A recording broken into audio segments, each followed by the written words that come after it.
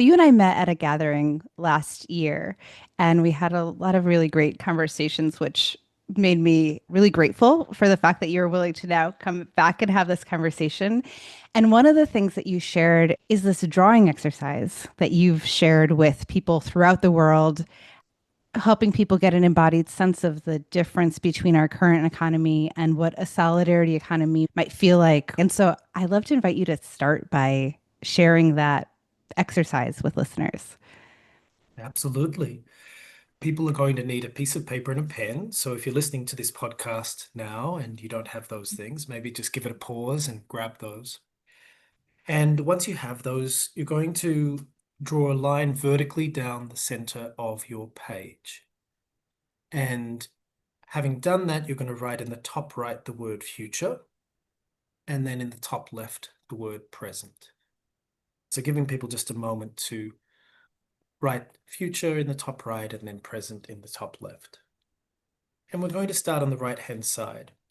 I want you to imagine a future that's working for everyone and everything, human and non-human species alike.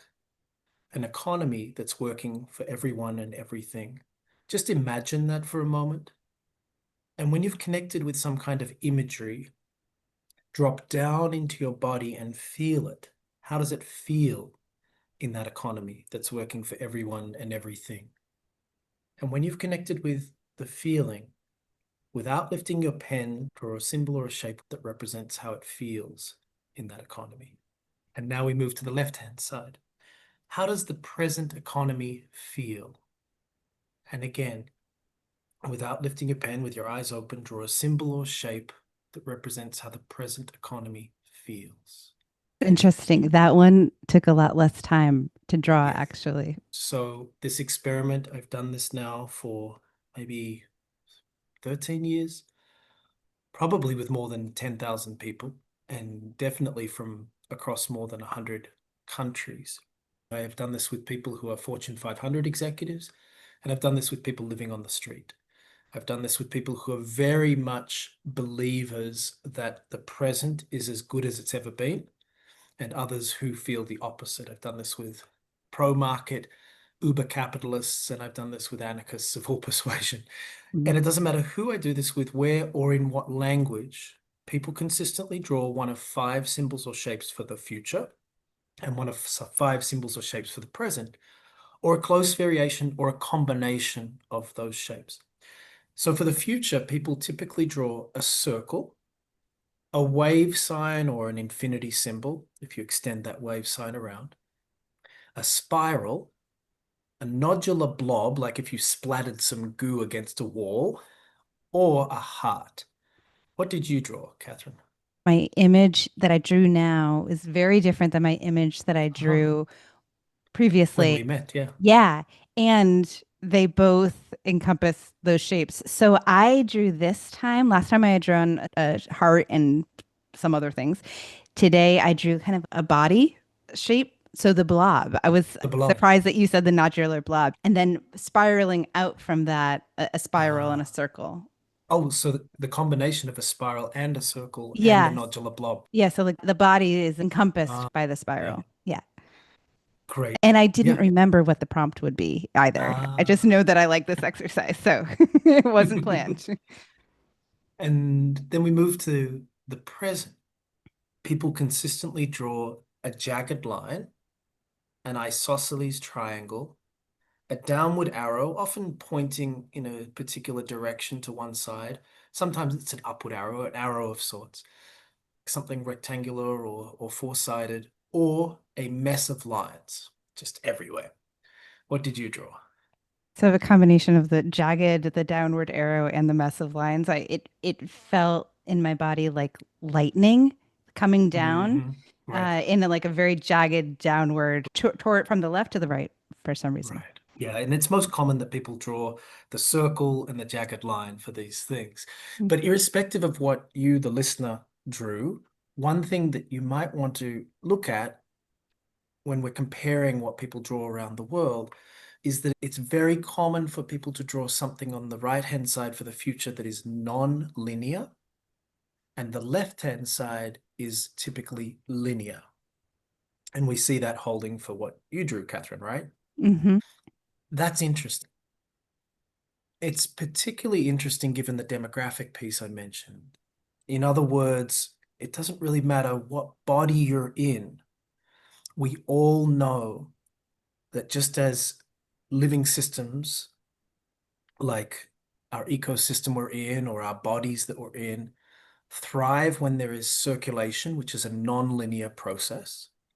And when we have linearity built into those living systems, we have problems.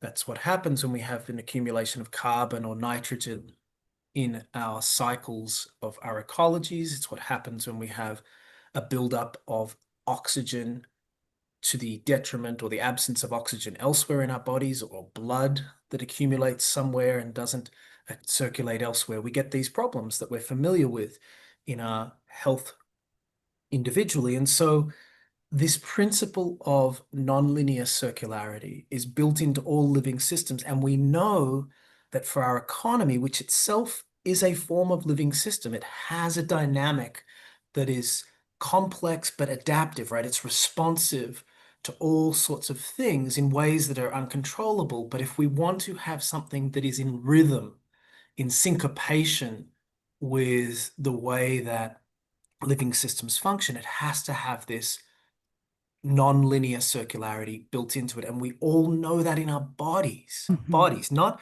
so much our minds. We can make all sorts of stories about the economies we need and what solidarity looks like. But in terms of the feeling, it consistently for people around the world feels non-linear. And there's some wisdom in that.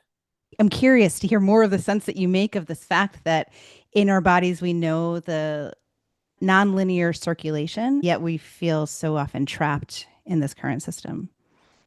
Well, it's a good point you raise about the trapped piece. In other words, if we're all feeling the same thing, but acting often out of congruence with that feeling, then we're essentially holding different levels of cognitive dissonance, right? Different levels of, I feel this one thing, but I'm going to tell myself or reinforce a story that is in conflict with this feeling, but makes me feel at ease in terms of surviving. And that makes sense because in a capitalist system, a market system driven by the underlying principle of monetary accumulation into private individual hands, we are embedded in an experience in which our economic activity in the formal economy, the things that we do formally where we're exchanging for currency, where we're having our labor valued by way of an amount, in those spaces that are capitalistic in the overarching system, we are essentially living through this incongruence with what we're feeling in our bodies. Because capitalism essentially accumulates money, and we're talking about our bodies telling us that we need a system that is based on circulation. Probably most of our listeners know that capitalism is at the root of a lot of the challenges that we are experiencing nowadays, interpersonally and collectively. And yet, I've heard you describe capitalism in ways that were new to me. So, can you give like a capitalism 101? You started talking about accumulation and you talk a lot about debt. Can you introduce that and then we can get to the more the how this shows up for us in that incongruence and conflict? Yeah, absolutely. And I should highlight that I'm not like a historian of capitalism, but what I do know about capitalism is that the dominant and, in fact, the connecting point across different forms of capitalism is this aspect of for-profit ownership. And what do I mean by for-profit ownership? I'm not talking about, in particular, small businesses. I'm talking about the dominant model of an incorporated entity. When you have something that becomes its own legal form, for example, in the US, like when you form a limited liability company, right? Or in different parts of the world, you register a business in a particular way that gives it rights to own assets, etc. When these businesses, especially as they scale, as they get bigger, and the kinds of businesses that we'd be familiar with in the world, whether it's Alphabet, the parent company of Apple, I think it is, or am I getting confused with Meta? These big companies, Hmm. right? They are set up in ways that ultimately the shareholders are primarily individuals who, when there are dividends on the stocks themselves, benefit, or if the stock is sold, for example, there is maybe a capital gain if the stock has increased in price, these sorts of things. And through this system, where the dominant model of business is for profit, as in the goal of the business is primarily to maximize profit, where do those profits go? They go to a small number of shareholders. And ultimately, some of those shareholders are companies themselves, but ultimately underneath that, you have individual households and you also have other companies that are owning businesses and subsidiaries and these sorts of things. The critical piece in capitalism is that the accumulation of money, particularly into bank accounts of the richest households and companies, creates a dynamic that's felt by people. Why, given the notion of so much progress, and for those listening to this, I'm putting that in inverted commas, right? Progress. Why, given so many things that on the surface appear so beautiful, so advancing of the human condition, is there so much struggle? And the answer is because capitalism has within it, with this accumulation of money in the bank accounts of the wealthiest individuals and households and corporations, that actually pushes people in very much in a hidden way into stress of different kinds. And the primary stress is the stress to survive. Right. And so, like looking at my image of these jagged lines going in one direction, to me, sense that I make of that is that that indicates the accumulation, away from all to a few bank accounts.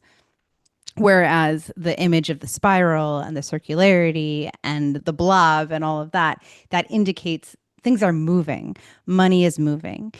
And so, yeah, let's unpack how does this then show up in our lives? How does the accumulation, Right. yeah. A few years back, I remember reading that Australians, and I'm originally from Camaragal lands in Australia, and so when I see anything living abroad about Australia, my eyes sort of immediately open.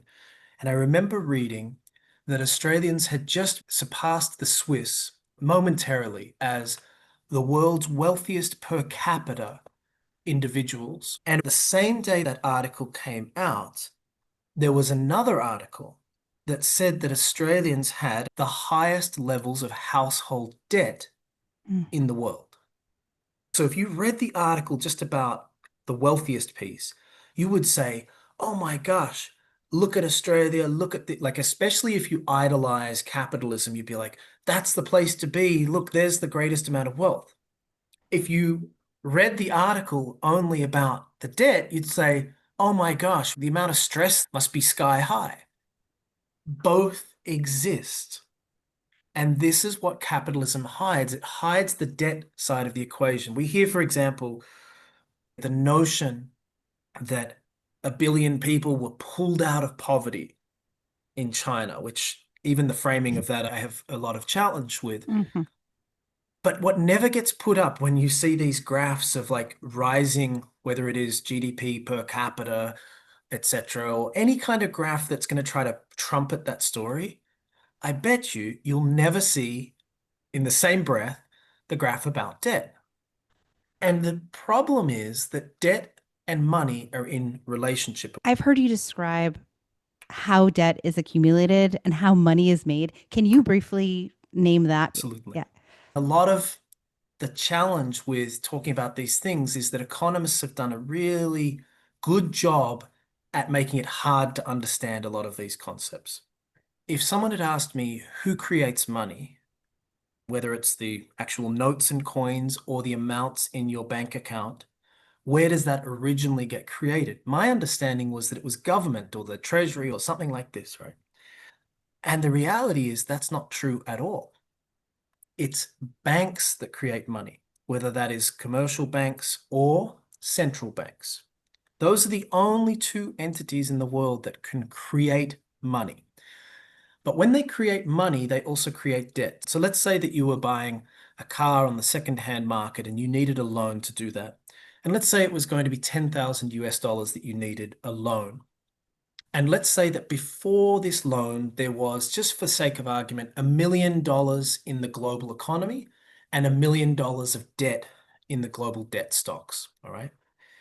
You then take out the loan for this car, and they are going to put $10,000 into your bank account, or maybe they send it directly to the auto dealership, etc. And immediately there is $10,000 of debt that you owe, right? Of course, you owe the bank back that money and in the future interest. So what's happened is, and this is something that people, especially in the economics field, didn't do a good job of making clear. The bank didn't use existing money that they had and then took someone else's money and gave it to you for loans. No, they added a new $10,000 into the global money supply, and they added $10,000 of debt. So now there's now $1,010,000 of money and $1,010,000 of debt. And the only way that that debt can decrease is if the loan gets repaid in some way. Now's where we get to the interesting piece. We all know that if you take out a loan, a bank's not giving it to you for free in terms of the interest rate. So if you had that loan for a year, let's say it was 5% interest, you're now going to have an extra $500 of debt. So we have interest on loans that creates new debt, but no new money got created. So now we have more debt than money in the system. And this is the only piece that I find particularly complicated. Then you have another way that debt gets created without new money, and that is when governments issue bonds. So, for example, in the US, when the US sells treasuries, the government now is going to have a debt to us, right? We give them money and they owe us something. And what they're owing is a bond with, on top of that, some interest, right? But because the government is not a bank, no new money got created. It's just using existing money. So now we have governments getting more debts, which is something we see all around the world, governments going into more and more debts by selling bonds, often purchased by corporations. And we have the same amount of money in the system as what's being loaned in. And we get this 3-to-1 ratio of debt to money.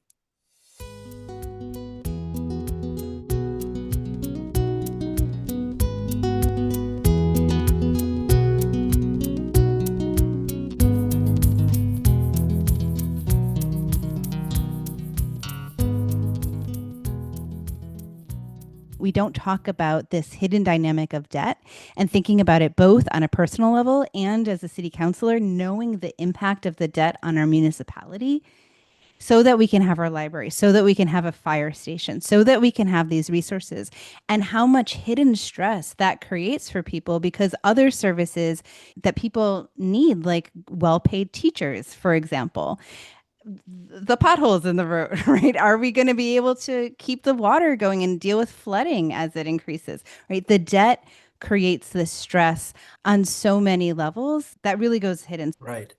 Because it's not actually something innate to debt and money and these sorts of things. People make that claim that debt-based money systems are problematic. That's not true. What's problematic is capitalistic debt-based money systems. Why? Because in capitalism, coming back to our definition earlier around the accumulative aspect, right? That the goal in capitalism is primarily to accumulate money.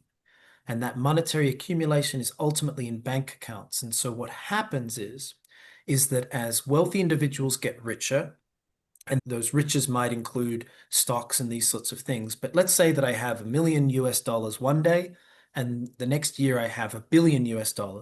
Chances are that I'll be keeping a greater amount of money overall in my bank account because as my overall wealth grows, I'm going to keep a percentage of money that I want to have to buy new things in terms of stocks, invest in particular ways, and as a rainy day kind of fund, as my insurance.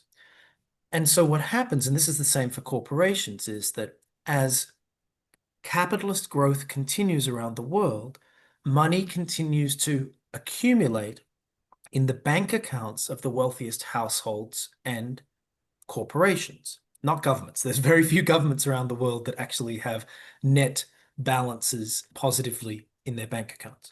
So remembering that when money is created, there's always an equivalent debt.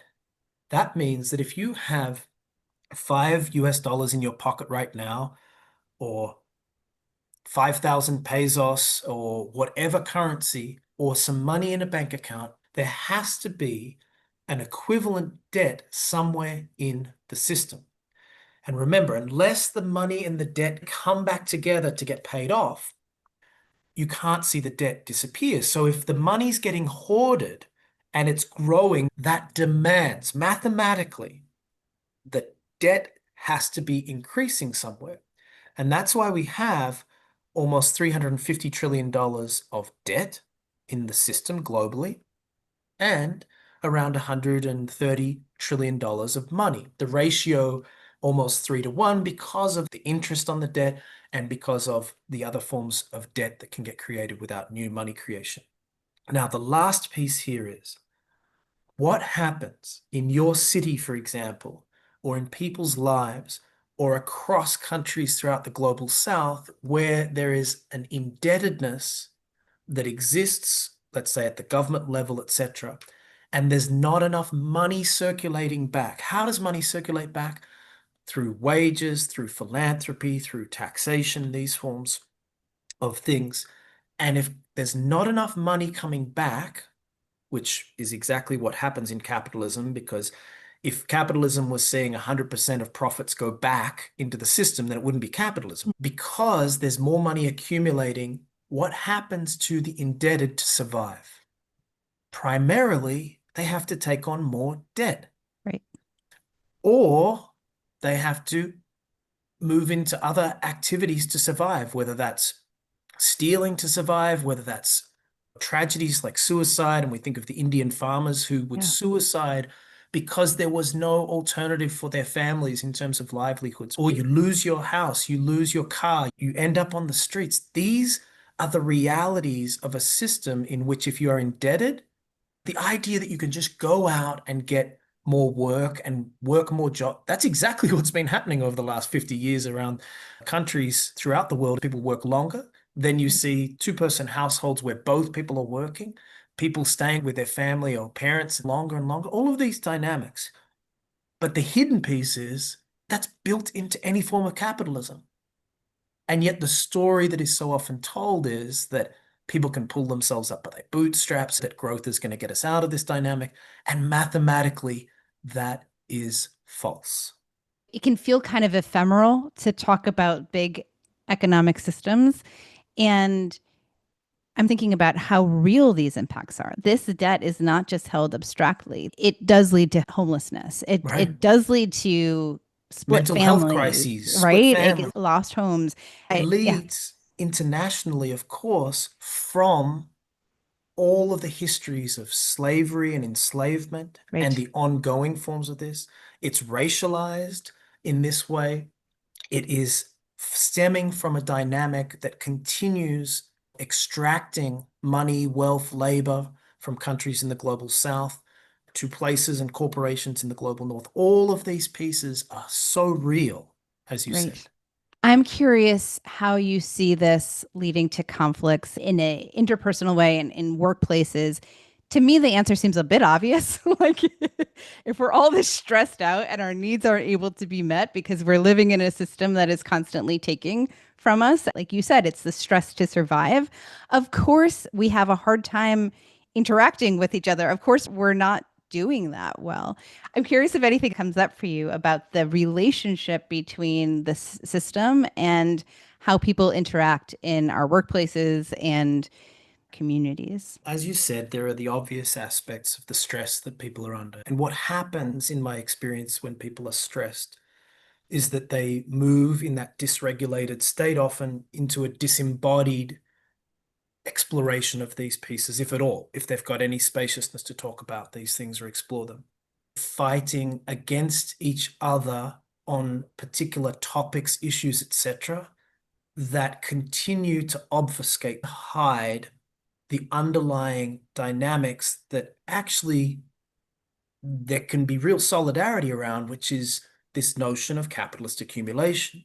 People picking up on different themes that they want to explore in terms of their own work and where they see themselves at odds with others, rather than often looking at class dynamics, class analysis. They'll move into these issue-specific pieces. And you also get this internalized aspect of patriarchal capitalism, the internalized oppression, the stories around how to get out of this, the stories being capitalist growth, right? So you even see in a lot of progressive spaces, people defaulting to these ideas that are trumpeted by the very people with wealth and power that we can get our way out of this by growing this in this way, etc. And that's some of the hardest piece, because the challenge that we're really facing is that no one has presented a fundamental, realistic, comprehensive alternative to a capitalist market system. And so, in the absence of knowing what else is possible, people default to two things. They default to community, community economy, solidarity economy, informal economy, things that we can do with each other to survive, which isn't going to change the overall system. It's just going to be a survival mechanism, and has been a survival mechanism for cultures throughout history that have experienced and continue to experience collapse. Or you get this abstraction that goes into a space around like cryptocurrencies or Mhm. alternatives to money, or even capitalist green growth can get us out of this.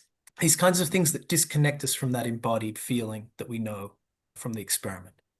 You just said we can go into this abstraction place, and it can be really easy to listen to this stuff in more of a intellectual, theoretical type of place. And a lot of emotions can come up when we look at how this relates to our personal lives. So I just want to pause and invite listeners to think about, how does this show up in their own lives? I had not thought to share my own story in this conversation, but I think that making it personal is really important for us to respond in a grounded way to this. When I was 13, my parents went bankrupt. They went into massive, massive debt, and they ended up getting a divorce. Would that divorce have happened for other reasons?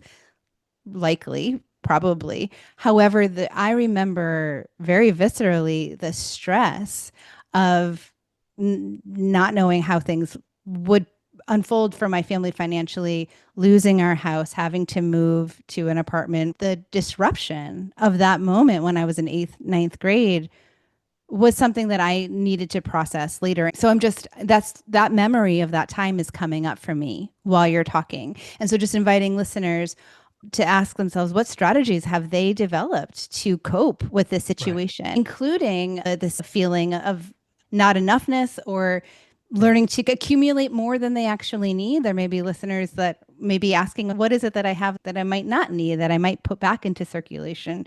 And also thinking about feelings of shame that people can develop around this when they personalize it, as opposed to seeing this from a class-based place, or Right. understanding the underlying dynamics that contribute to their challenges.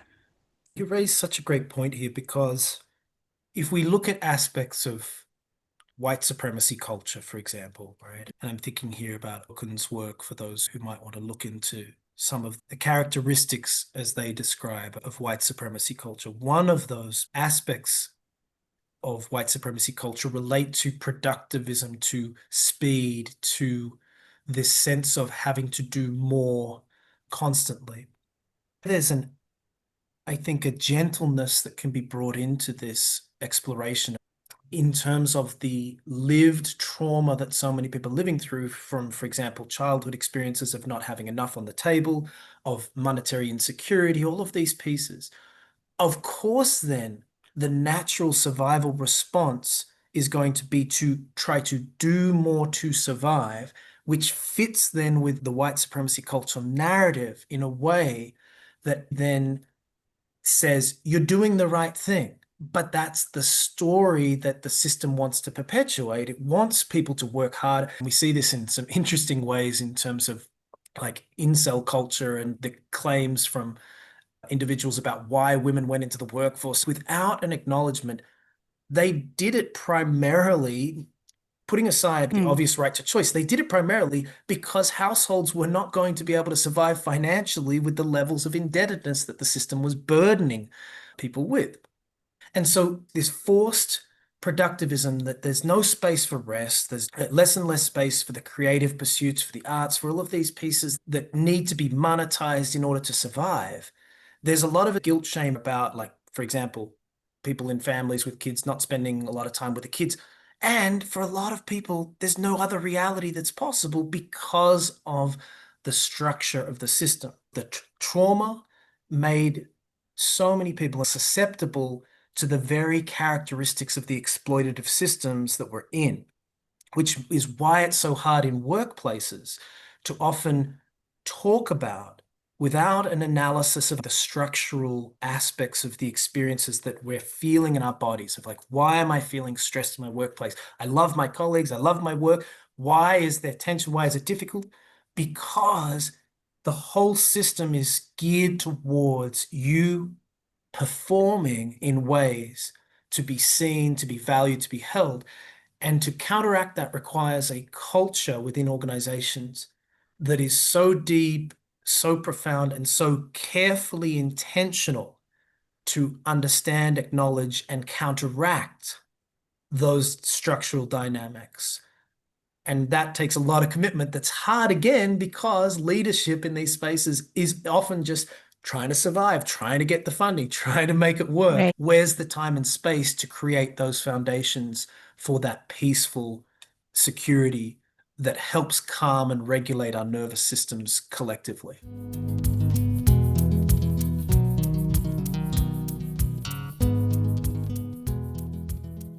You just named a feedback loop of the trauma of living in the system leading to productivity culture, which is a survival strategy, which leads to more trauma, which leads to more survival strategy. And I imagine listeners asking, okay, so what are we supposed to do? Like, how do we move away from that? And I imagine them asking both, like, how do we circulate money? Are there economic systems to help us truly survive and circulate money and power? And then I'm also curious about how we do that in our organizations, which I know are two big questions. So take that away. Yeah, they're great questions. They're big questions, yes. But I'll start at the organizational level, then look at the possibilities that I see for people to contribute to that systems change that you were alluding to. Having spent the last 20 years working around the world, one thing that I have found helpful to break the vicious cycle that you are describing that exists in lots of organizations, and let me just name that cycle for a second. It is people have disembodied experiences in the sense that you are not in a space physically where you can feel and track what is happening for you in terms of your feelings. And instead, you are moving into a space that might be purely intellectual or even out of body. A lot of people are in workplaces these days where they're having out of body experiences. They're just not there. They're going through the motions, where if you ask them at the end of the day what happened, they couldn't even tell you. That is often a signal of the level of trauma that people are experiencing in workplace. And so, from these spaces where we're not able to actually feel, name, I'm feeling this, or that doesn't resonate for me, or I feel upset when I hear that, or I feel happy. From that space, we have a susceptibility to forms of governance that are very hierarchical. The loudest voices, often the whitest voices, the most male voices, or the most patriarchal aspects show up in spaces that then see things get pushed through. And then is there any kind of testing of the assumptions on those ideas? No, it's just, right, we did that, let's move on, right? Mm. And then you get more problems that emerge. This is writ large where we're at in places like the US Mm-hmm. with authoritarian leadership. We have this dynamic that dysregulates people, and then into that vacuum of disembodied experience, not being in a space where we can actually go, wait, Does this feel right? Wait, my body's telling me the future is circular. Wait, Mm, this feels the opposite. In that space, we have this leadership, so-called leadership, and this kind of model. That's the classic experience, and it cuts across even progressive workspaces, non-profit organizations, cooperatives, etc., in part because of the structural dynamics that I shared before. The alternative to that, and one of the most powerful interjection points that I've seen, comes out of my own experience with asset-based community development, which has some connections to what's called appreciative inquiry. And what is that? It's a body of work that says, start with what's working and good.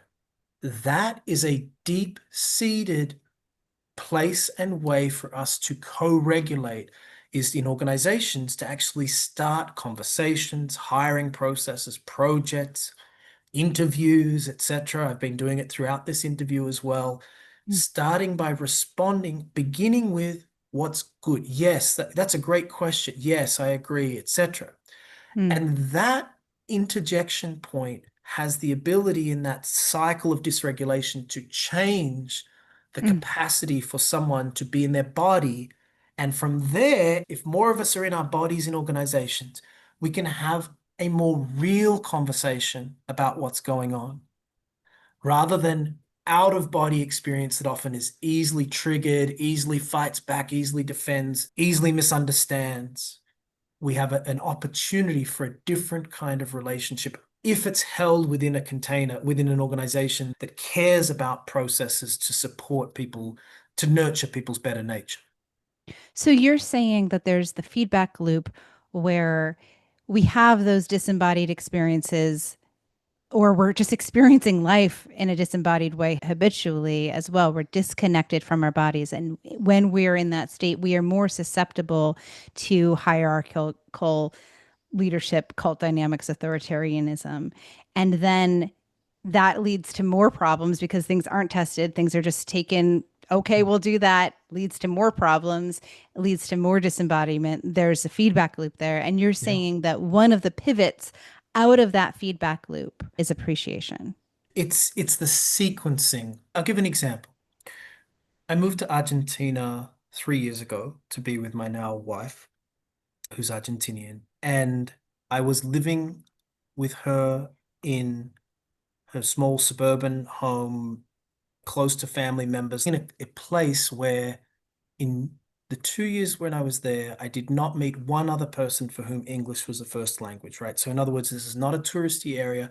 Average Argentinians, lower middle class to, yeah, middle upper class are all living Mm. together. I then ran an experiment in meeting her family and getting to know them over the coming months. All I did was whenever I had an opportunity, having observed some of the things that I was noticing in the community that I was living in, etc., all I did was reflect back what I saw that was working.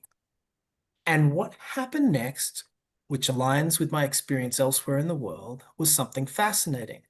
At first, there was defensiveness. No, our country's not as good as XYZ, Mm. or here are all the problems, right? No, you're not seeing all of these challenges.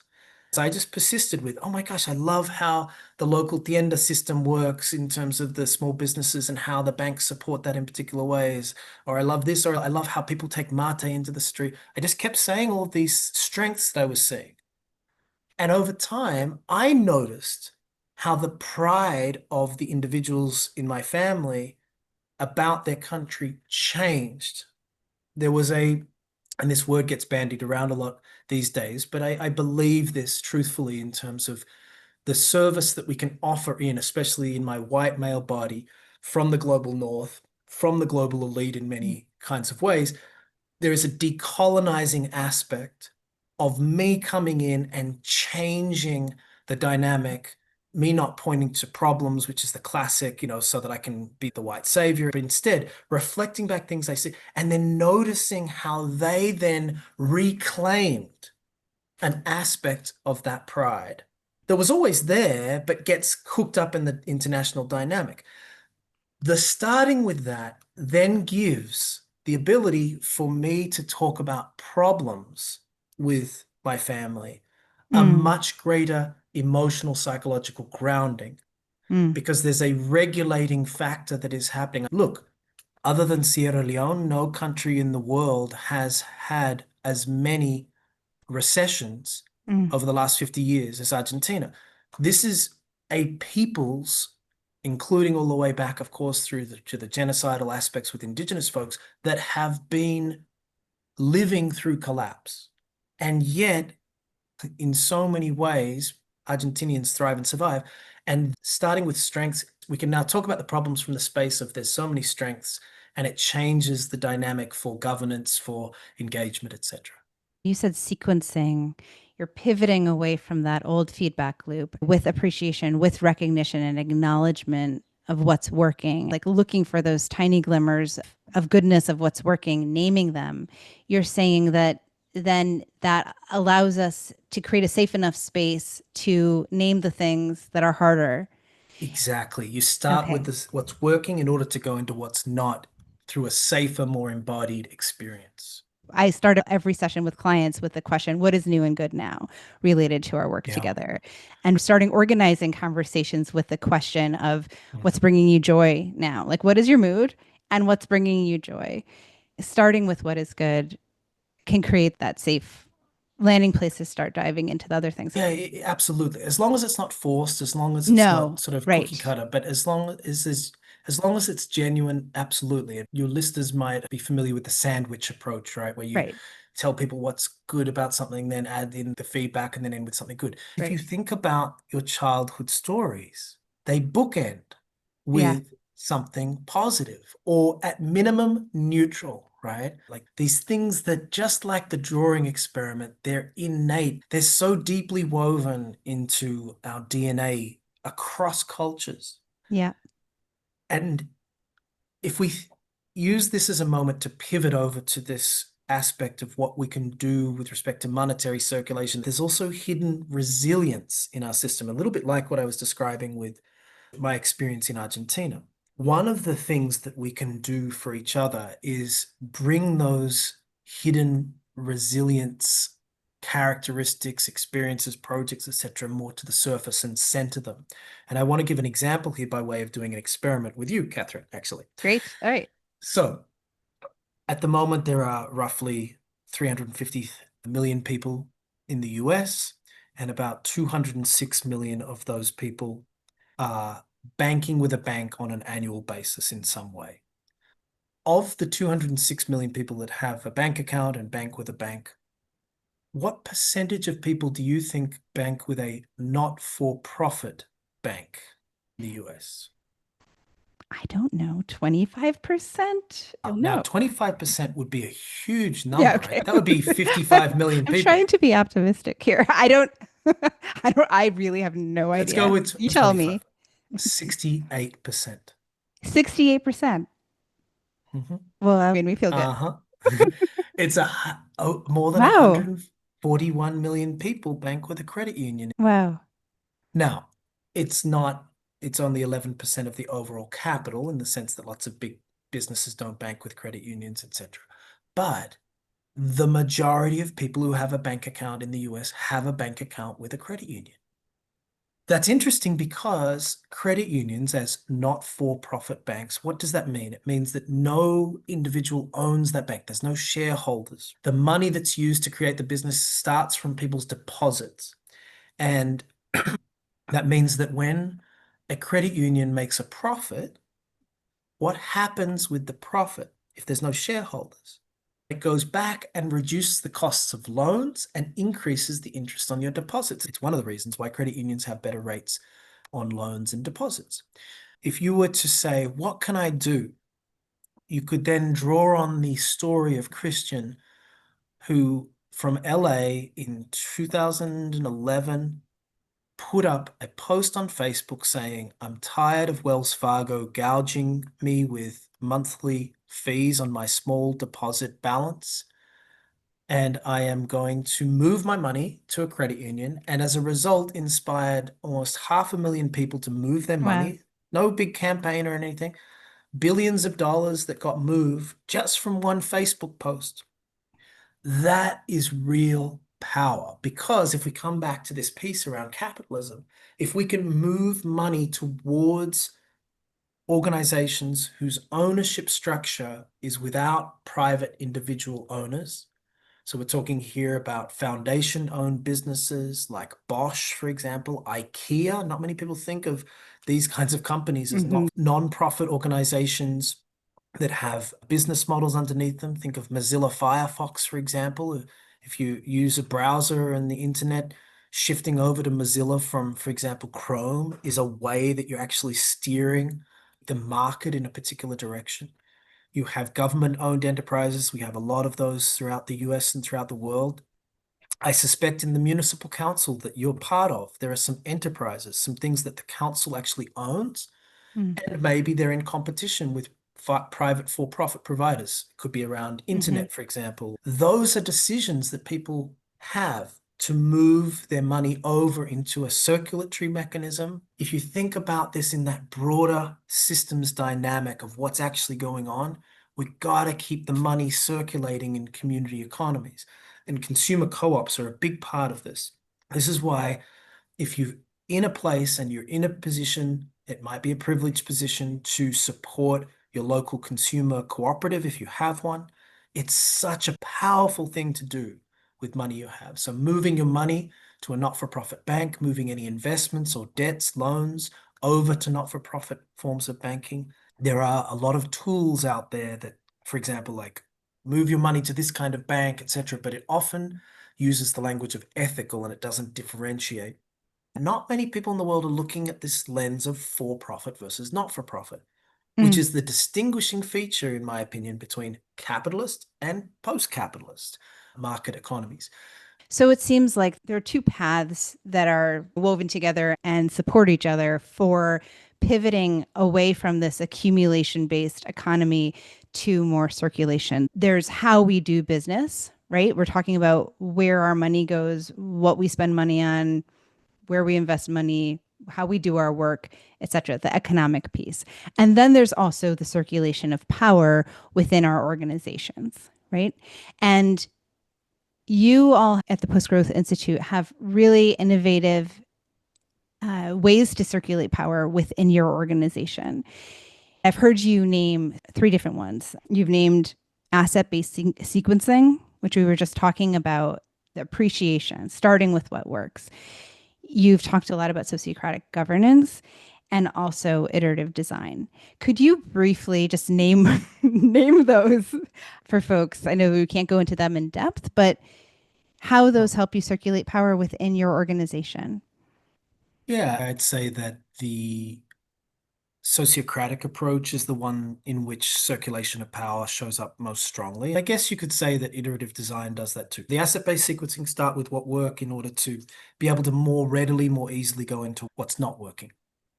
Sociocracy is both a system of governance within organizations that describes the structure of the organization and, in many cases, the spreading of the decision-making power to the levels at which those decisions make the most sense. The key point about sociocratic governance as it relates to power sharing or the circulation of power comes, I think, through the approach to decision making that is consent based. What does that mean?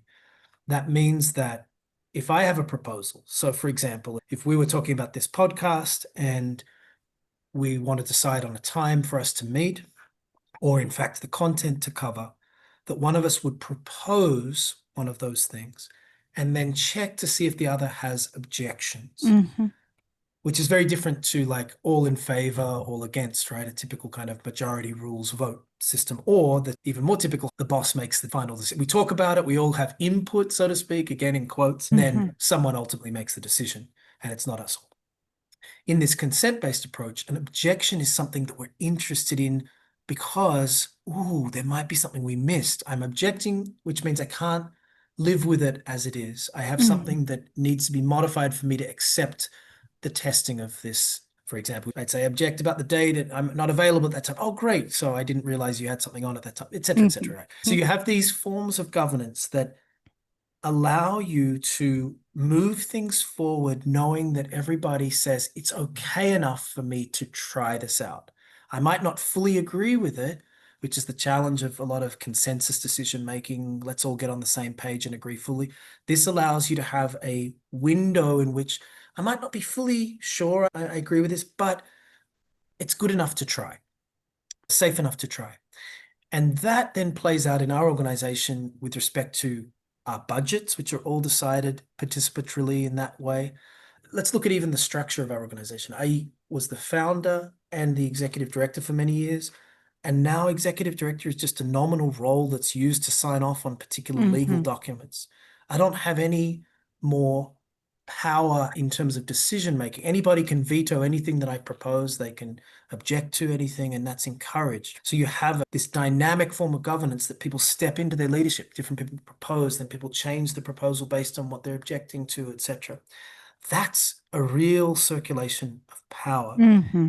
And then by doing this iterative design process, which is let's go test whether the assumptions that we felt with our wisdom being collectively surfaced in these processes, let's go test, like, did it make sense? In all of these three things, though, I would say that one of the more powerful ways we share power is in the inclusion of silence in our processes. Hmm. I'd say somewhere between 10 and 25% of average meetings in our organization are in silence. In fact, we have one meeting that is totally held in silence. It's a monthly meeting where we just type our updates into a sheet, which totally changes the power dynamic, Hmm. especially for people with more introverted tendencies.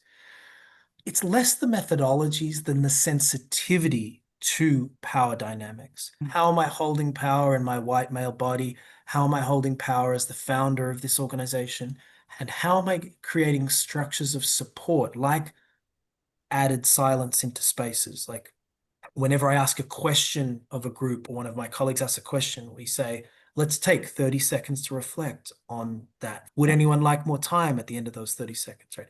These are structural ways that we circulate power by enabling people to actually check in with their bodies and go, what is my body telling me about this? Yeah. And then using sociocratic governance as a form to then test it with the iterative design. To make wise decisions, we have to pause. We have to have that silence. Yes, to make decisions we feel are wise, and then to check, You're right.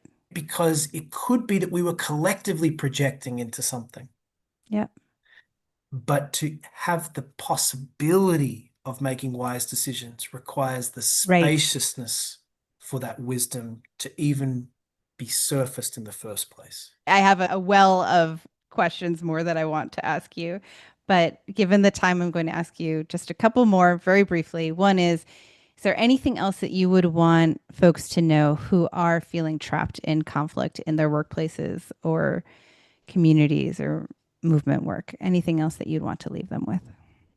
That's an interesting question for me. It takes me to a space of reflecting on something I'm noticing in activist circles that I find challenging at the moment. I'm seeing somewhat of a backlash to the idea of therapy or individual work from the angle of we are dealing with systemic oppression, therefore the system is going to push you towards Mm. individualistic responses, included in that the idea of narcissistic self-work. And I think there's some truth to that, and I think there's a lot of Hmm. therapy out there that can enable aspects of self-attention that are problematic. But you asked, what is it for people who might be struggling in workplaces? I'm a Yeah. firm believer that having spaces and places and tools and techniques outside of workplaces is critical in this moment. Why? Because as organizations face increasing pressures globally because of capitalism, because of patriarchal capitalism, this is how this system is going to continue to tighten the screws. What's going to happen is, this is my prediction anyway, based on what I'm seeing, it's going to get harder and harder for organizations to create the structural support needed for tension tending, etc., within spaces to look after employees. It just gets harder. One approach, therefore, is to ensure that people have multiple points of contact to be working through their trauma, working Right. through aspects of things that are contributing. When I've been asked questions like this before, it's so common. I'm not suggesting this is the case here, but it's Yeah. so common for people to be anticipating a response that looks at how do we support the people who are getting attacked in organizations. And half of the equation is we're showing up in bodies where we might be projecting it, Uh, right? So, how can we find ways to continue that journey to also help take the pressure off organizations, as well as knowing you're not alone, we're all in the struggle together. Part of the bigger challenge of humanity right now is to evolve at moments of pressure and crisis. I really appreciate that you talked about the importance of individual support. I mean, I've been coaching for almost 13 years, but to appreciate even more the importance of that one-on-one work and the necessity of doing that work on ourselves. So, thanks for naming that. How can people find out more about the work that you all are doing at the Post Growth Institute? Well, there's always our website, postgrowth.org, but I would say that mm, the better angle is through our social media. So you'll find us on LinkedIn, on X or Twitter. You'll see us on Instagram, on Facebook, and also Blue Sky and Mastodon. We're most active on LinkedIn as well. So inviting people into that exploration and conversation there.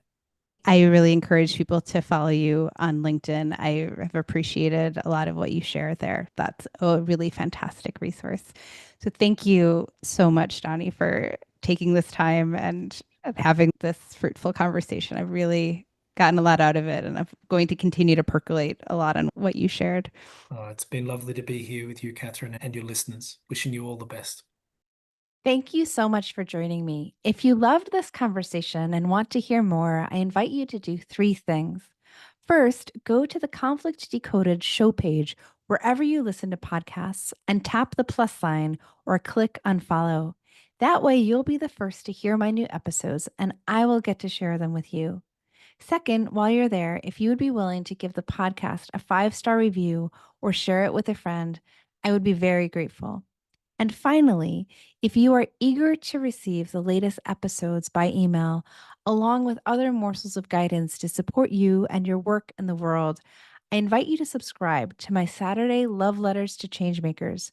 To do this, visit callingsandcourage.com/subscribe. Thank you for listening. Until next time, take good care.